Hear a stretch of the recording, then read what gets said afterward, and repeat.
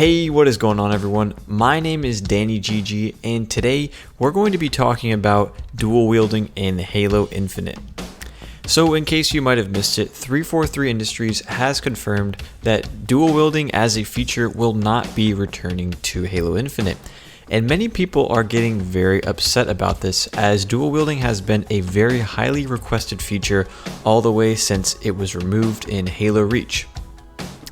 And personally, I'm pretty neutral on this topic and I don't think it's something to freak out over. So today I wanted to talk with you guys and share my thoughts on why I think this can actually be a good decision moving forward for Halo Infinite, and why everyone should just take a deep breath and chill for a second.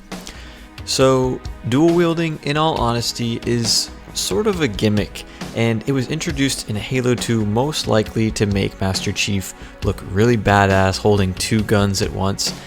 But in terms of weapon sandbox balancing, it has been a total nightmare. And if you've ever dual wielded two needlers in Halo 2, you know what I'm talking about.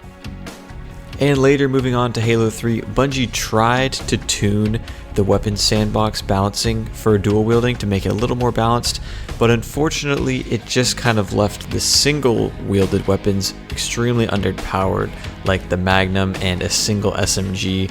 They're basically useless. Most dual wielded weapons are basically useless on their own, except maybe a plasma pistol because it has shield and EMP capabilities.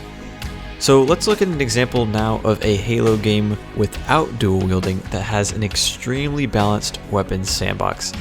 And yes, I'm talking about Halo 5. And before you head to the comments section to roast me, hold on. Personally, I love Halo 5 multiplayer. Campaign was a mess, but I think that it has the most balanced and rewarding weapons sandbox of every Halo game. Maybe that's a bold statement, but take with it what you will.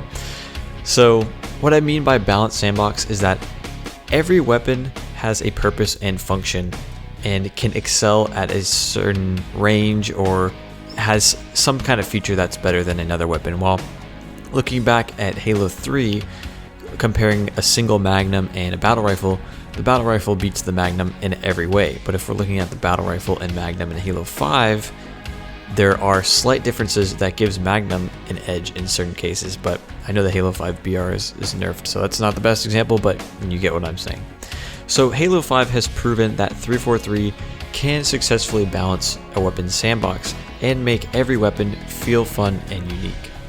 And moving on to my last point, just a short video for you guys, I think dual wielding can be brought back in a way similar to how Call of Duty games have handled it, actually, So think back to Modern Warfare 2 or Black Ops, where you can run akimbo Magnums or akimbo SMGs, and it's technically considered one weapon, in your class loadout screen and everything, but visually you're holding and firing two weapons, and you're using both triggers, and it kind of has the effect of dual wielding like it's been in Halo.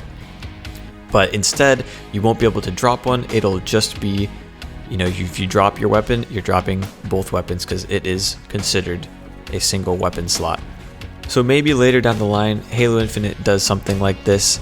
Maybe they add like Rex, like legendary Rex, kind of like in Halo 5, and how they added the CE Magnum and George's chain gun, things like that. Maybe they add the Master Chief Halo 2 dual wielded SMGs, and it's a single weapon pickup, and you still have that feeling of dual wielding, and maybe they could do this with other weapons as well.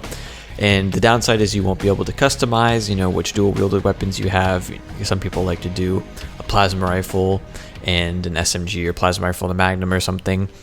So there will be a little bit of freedom taken away there, but I think overall, like we talked about the weapon balancing, this could be the best way to go about it to give the dual wielding effect that people want without compromising weapon sandbox balance. And one last thing to wrap it up. Recently we passed 1,000 subscribers on the channel, and I'm super excited about that. So I'd just like to thank you all for your support so far. And if you're new here, make sure to subscribe to the channel for more Halo, Xbox, and other gaming content and positive vibes in general. So we've been having a great time, been streaming a few days a week, which has been pretty fun, and I really appreciate all the support.